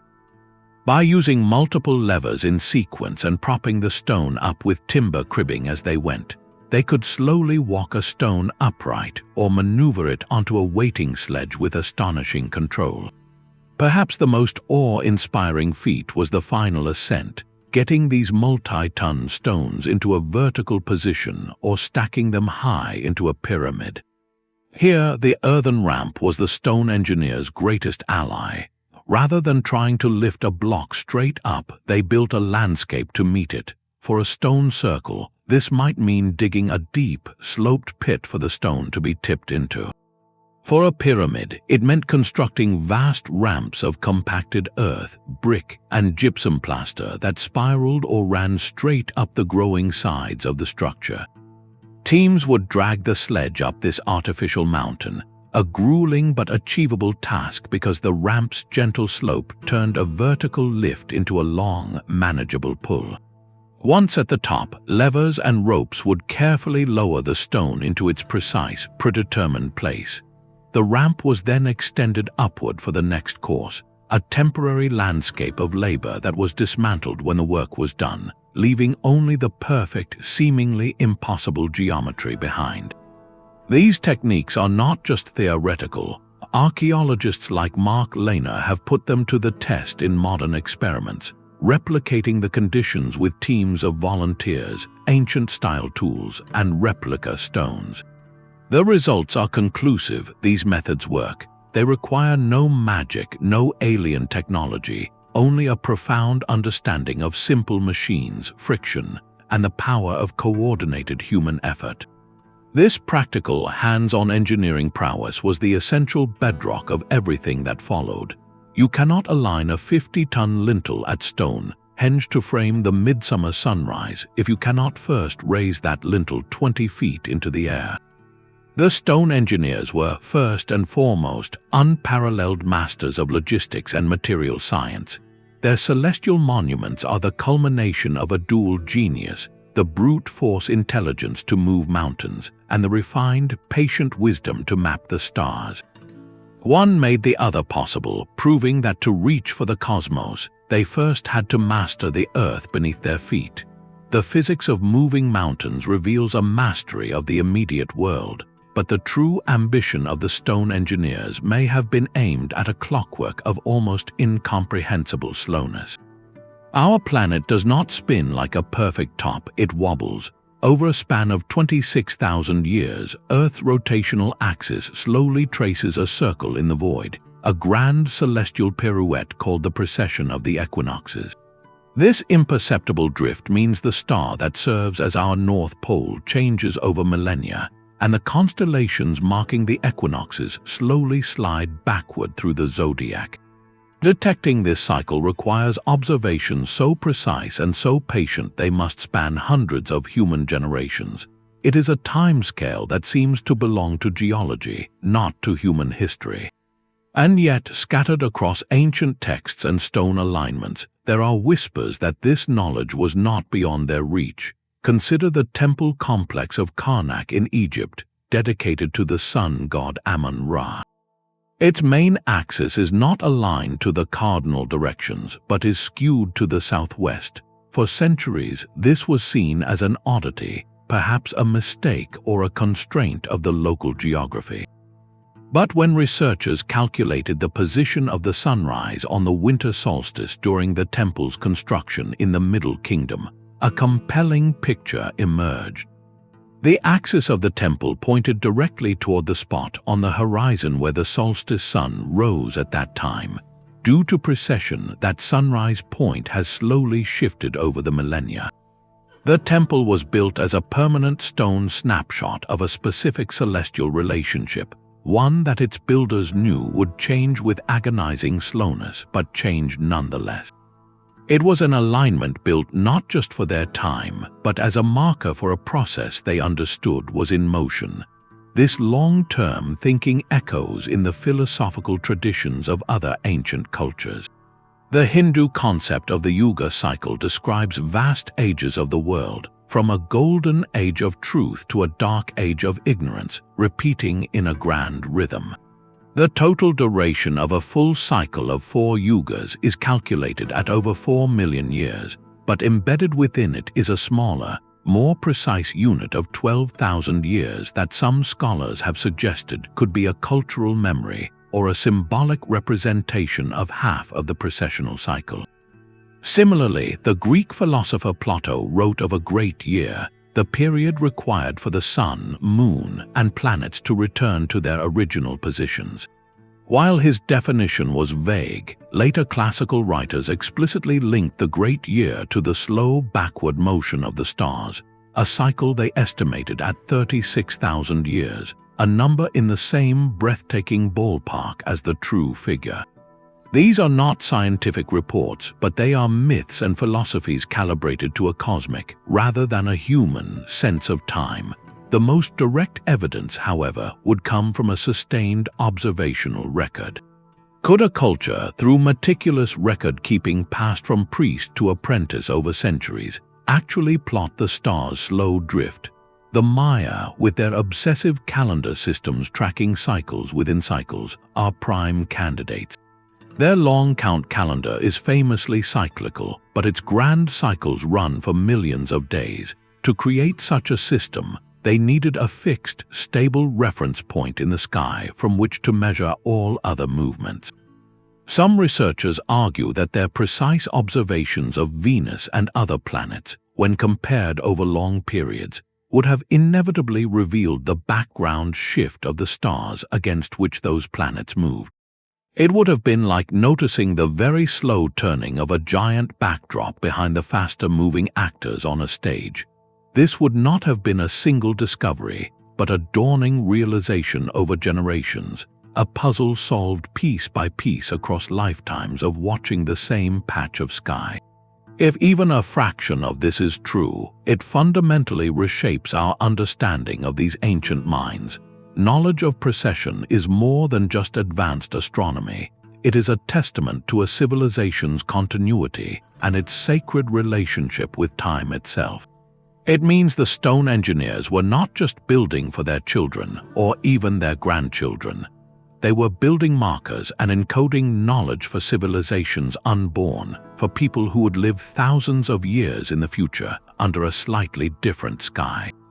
They saw their place not as a fleeting moment, but as a conscious point on a vast, slowly turning wheel. Their monuments then were not just temples or tombs. They were permanent observatories and libraries of stone, designed to remain legible across the ages, holding a message about the nature of time and our planet's place in a dance that takes 26,000 years to complete. This perspective invites a humbling question. What truths about our universe are we, with our short attention spans, failing to see because we have not yet learned to think in terms of millennia? A single, catastrophic fire echoes across 2,000 years of human thought. The Great Library of Alexandria was more than a building. It was the collective memory of the ancient world, a repository for every scroll, map, and star chart its agents could gather from the Mediterranean to India. When its halls burned, we did not just lose books, we lost the context for the stones. Among the smoke and ash were likely the definitive works that could have explained the full scope of the stone engineer's understanding. Think of the famous experiment by Eratosthenes calculating the Earth's circumference. His own written account of that work, on the measurement of the Earth, is gone. We know of it only through later summaries and references. Within that library, his scroll would have sat alongside far more. Perhaps there were volumes by Hipparchus detailing his star catalogue and theories on precession, filled with observational data gathered over a lifetime. There might have been logbooks from Phoenician captains describing their methods for celestial navigation across the open sea, or temple archives from Egypt listing the precise astronomical alignments used to orient every pyramid and temple. These were not isolated texts, they represented a connected web of knowledge. The library was the one place where a scholar could compare a Babylonian clay tablet on planetary movements with a Greek geometrical treatise and a map drawn by a sailor from Carthage. This cross-referencing could have revealed a stunning picture, a mosaic showing how cultures from Britain to the Indus Valley were all measuring the same spherical world with different tools but converging answers. The fire did not just destroy individual facts, it severed the threads that connected them, leaving us with scattered pieces of a puzzle whose full image we can only guess at. This profound loss forces a sobering realization: the ancient science we study today, the fragments of mathematics and the aligned monuments, are likely just the surviving tip of a vast intellectual iceberg. What we call mysteries, like the purpose of the Antikythera Mechanism or the precision of the megalithic yard, may not have been mysteries at all to the librarians of Alexandria. They may have had the manuals, the true extent of global geodetic knowledge, the shared language of Earth measurement that seems to whisper between distant monoliths, may have gone up in smoke. This transforms every ancient site we explore from a simple artifact into a profound question mark. The silent stones are all we have left, the durable, patient backups of a civilization that stored its most vital data in architecture and landscape because papyrus and parchment could so easily turn to ash. We are left to decipher their meaning through archaeology and statistics, trying to reconstruct a lost library from its stone book covers alone. For centuries, the dense jungles of Central America kept their secrets, hiding the true scale of ancient ambition beneath a green veil. Today, that veil is being lifted not by machetes but by lasers fired from aircraft. This is LiDAR, light detection and ranging, and it is revolutionizing our understanding of the stone engineers by allowing us to see the landscape through their eyes. The technology works by sending millions of laser pulses through the forest canopy. These pulses bounce off the ground, trees, and any structures below, returning to a sensor to create a precise, three-dimensional map of the Earth's surface. When researchers strip away the digital vegetation, the land itself is laid bare, revealing a hidden world of human design.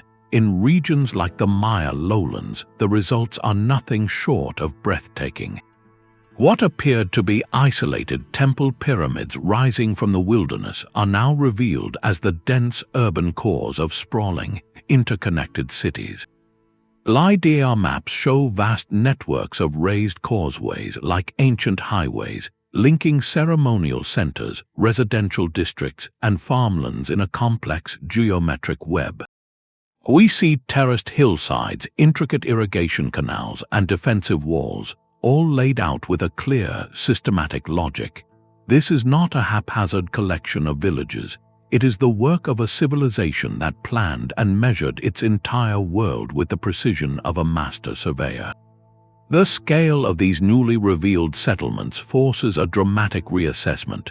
Population estimates for the classic Maya period have skyrocketed, suggesting societies far larger and more administratively complex than we ever imagined.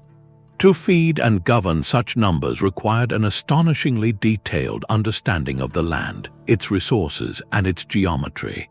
The causeways themselves are not just roads, they are monumental acts of engineering, often running perfectly straight for miles, cutting through rugged terrain. Their alignment frequently corresponds to astronomical sightlines or connects politically significant sites, weaving a physical and symbolic grid across the kingdom. This is the grand design finally visible. From the ground, a person might see only a path through the trees, but from the perspective granted by LiDAR, we see the intent, the conscious imposition of order on a chaotic environment. It is the closest we have come to viewing the blueprint of an ancient civilization. Meanwhile, orbiting hundreds of miles above, another set of eyes is scanning the planet. Satellite archaeology uses multispectral imagery to detect subtle variations in soil moisture, vegetation health, and ground temperature. These variations can betray the presence of what lies beneath, revealing the ghostly outlines of buried walls, plazas, and even entire settlements long since covered by silt or sand. In the deserts of Egypt, satellite data has identified potential undiscovered pyramids and lost cities along the Nile. In the plains of Mesopotamia, it has traced the faint grid of ancient canals and field boundaries. In Cambodia, it has helped map the colossal, low-density urban sprawl surrounding Angkor Wat. These tools provide the hard, empirical data that earlier theorists like Alfred Watkins could only dream of. They allow us to test the ley line hypothesis on a continental scale with scientific rigor. When we overlay satellite or LiDAR data with known sacred sites, do we find statistically significant alignments that cannot be explained by chance? Sometimes the answer is yes, but the pattern is often more practical than mystical. The alignments frequently trace trade routes, processional ways, or territorial boundaries, showing how ancient peoples used sightlines and straight paths for navigation and control, not as channels for Earth energy. This modern mapping is, in a profound way, completing the work the stone engineers began. They measured their world with ropes, stars, and shadows, encoding their knowledge in the placement of stones and mounds. We are now using lasers and satellites to read that placement at a planetary scale, to see the full extent of their canvas. We are not discovering a lost, unified global grid, but we are uncovering countless local and regional grids, each a testament to a culture's desire to measure, organize, and connect their place in the world. The data confirms they were master geometers of their own domains. It reveals a planet that was far more meticulously measured, managed, and marked than our history books ever recounted. Every straight causeway in the jungle, every aligned processional avenue, is a line drawn on the great tablet of the earth, a permanent record of a human mind that looked at the wilderness and saw not chaos, but the potential for a perfect, measurable order. The immense effort of mapping the world onto stone speaks to a need far deeper than planting seasons or sea routes. At its heart, the drive to measure the Earth was a profound psychological and philosophical quest, a human attempt to bring order to cosmic chaos. Imagine living in a world where the sun could disappear for months, where floods and droughts seemed like divine whims, where the stars themselves wheeled in an unfathomable void. This was the ancient reality, a universe that felt vast, unpredictable, and often terrifying. To measure it was the first step to mastering it, not through force but through understanding. By calculating the solar year, they transformed the sun from a capricious deity into a predictable traveler on a known path. By mapping the stars, they turned a dizzying spray of lights into a fixed, navigable clock. This was not just science, it was a supreme act of meaning-making. They were drawing lines on infinity, creating a grid of comprehension within which human life could feel secure and significant. The stone circle, the pyramid, the Nazca line, these were not merely tools, they were declarations. They were permanent statements carved into the planet itself, saying, "We are here, we have observed, and we understand the rules." This understanding was inseparable from the divine. In almost every culture, the celestial bodies were gods or the homes of gods.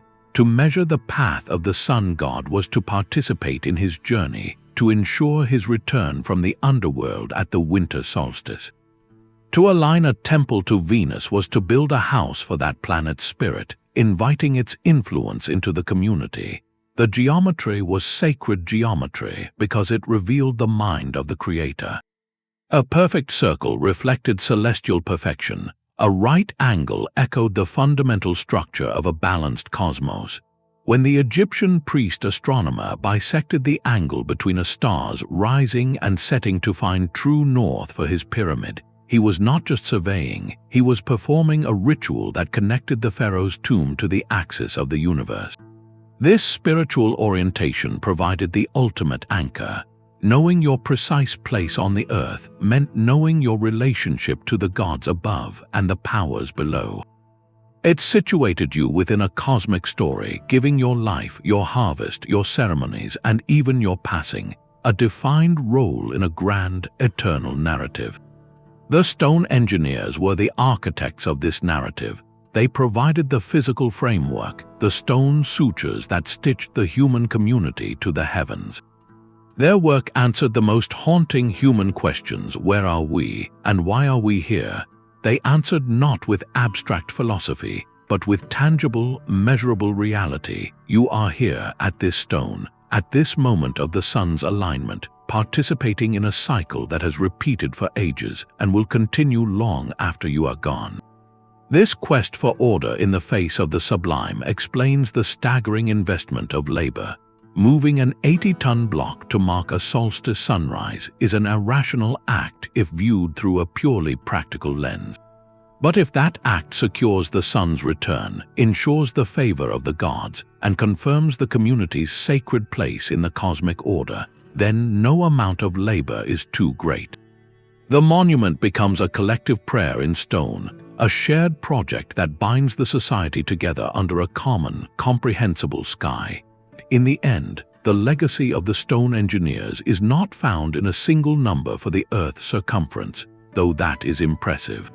Their true legacy is in demonstrating a fundamental truth about human nature.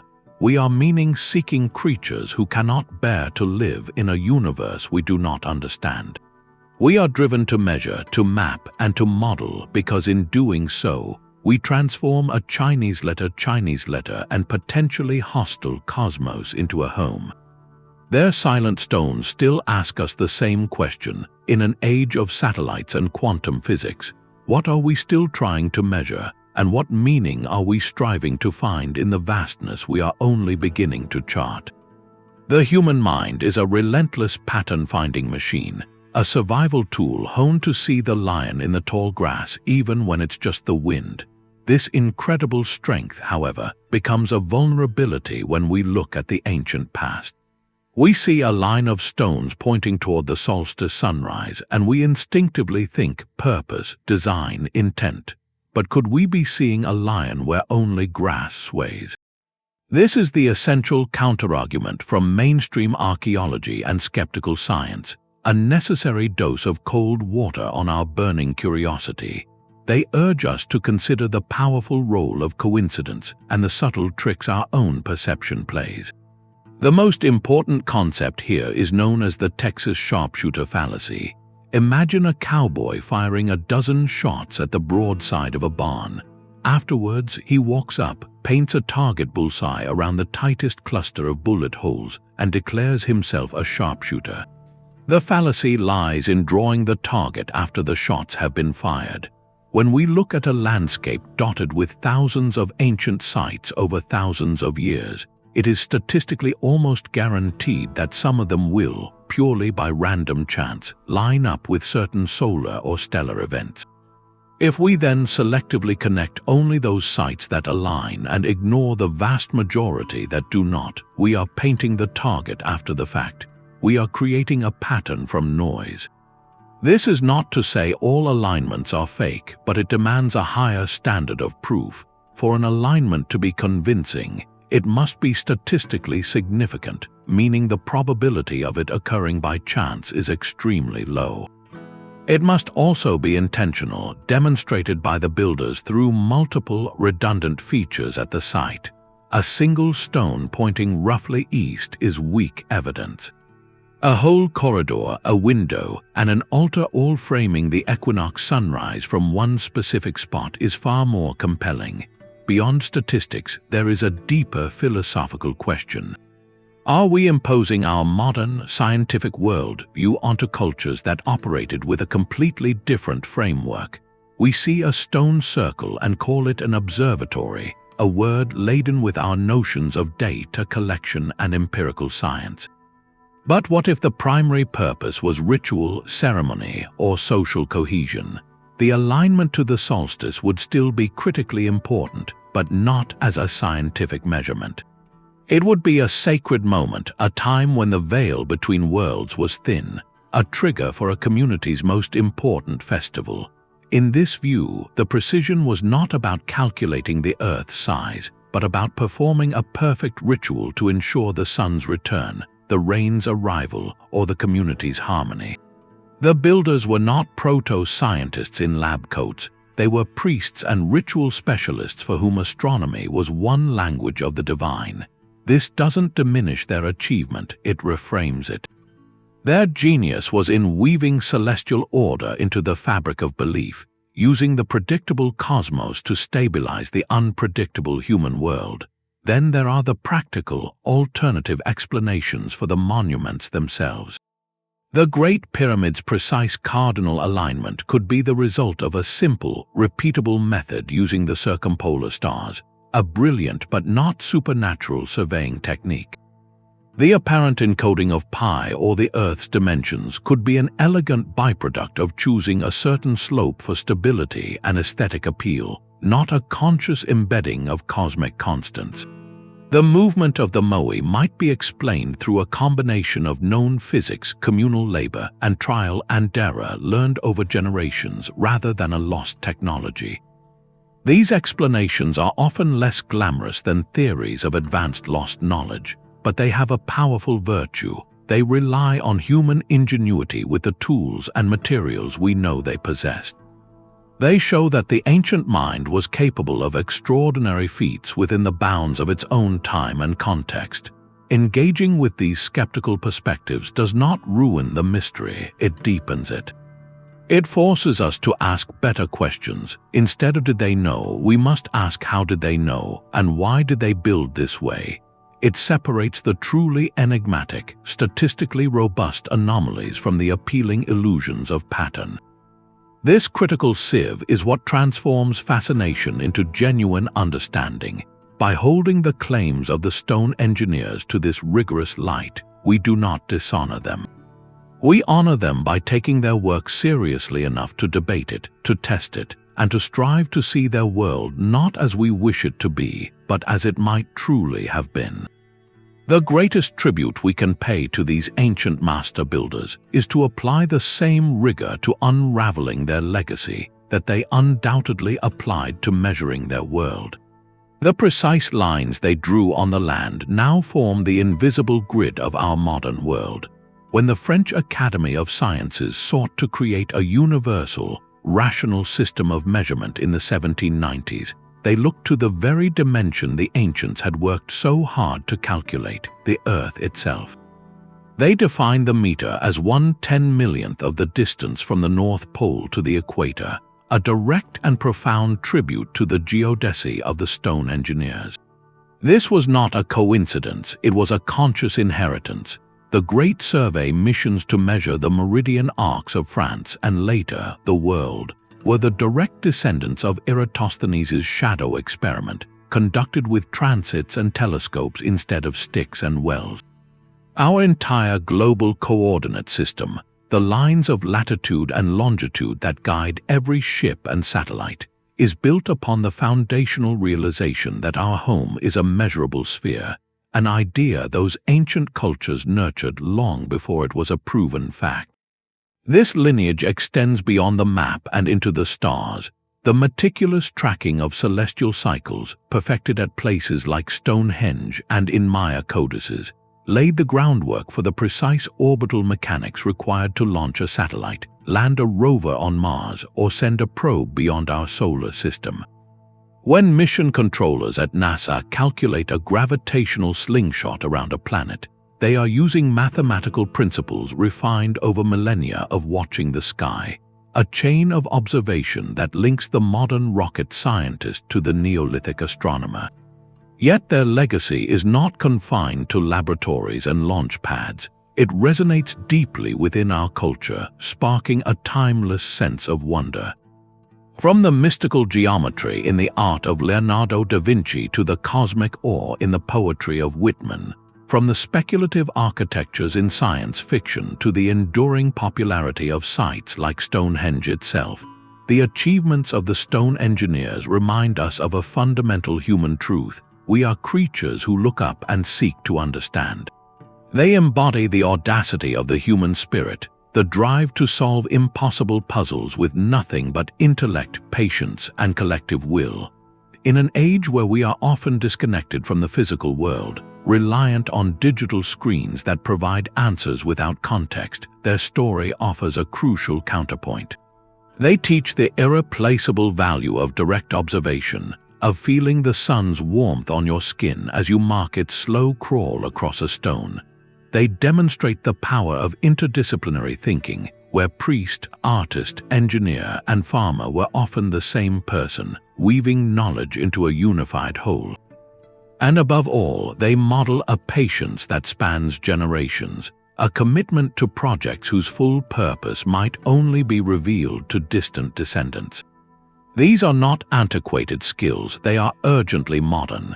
In facing complex global challenges, we too need that long-term vision, that ability to synthesize different forms of knowledge, and that willingness to engage directly with the world we are trying to measure and preserve. The silent stones ask us to remember that before we had apps to tell us where we are, we learned to find our place by reading the stars and the shadows they cast, by understanding that we are part of a vast, beautiful, and knowable cosmos. Their legacy is not a collection of unsolved riddles, but a testament to the boundless capacity of the human mind. This journey through the world of the stone engineers reveals a narrative far richer than simple mystery. It showcases a profound ingenuity that transcended the very idea of limitation. Without satellites, without silicon chips, they used the materials at hand, stone, timber, rope, and their own collective will, to perform acts of measurement that still inspire awe. From the solstice alignment at Stonehenge to the mathematical encoding in the Great Pyramid, from the celestial maps of the Polynesians to the earthwork calendars of Cahokia, these ancient masters demonstrated a universal truth. Careful observation, patient communal effort, and a deep, driving desire to understand our place in the universe could achieve what we, from our modern vantage point, might consider impossible. They turned the entire planet into their laboratory and its oldest stones into their data storage. While many questions will always remain, the sheer weight of the evidence compels us to quietly reconsider the timeline of scientific discovery. It asks us to expand our definition of science itself, to include not just the experiment in the controlled lab, but the ritual at the sacred site, the chant in the resonant chamber, and the long voyage guided by star and swell. These were different paths up the same mountain, all seeking a view of the same truth. As we look up at the same stars they used as guides, their legacy is an invitation. It inspires us to still our own noise, to observe with fresh eyes, to measure not just with instruments but with curiosity, and to never stop wondering about our own coordinates in this vast, beautiful cosmos. Their stones are silent, but the question they pose echoes through the ages. How will we measure our world, and what meaning will we build with what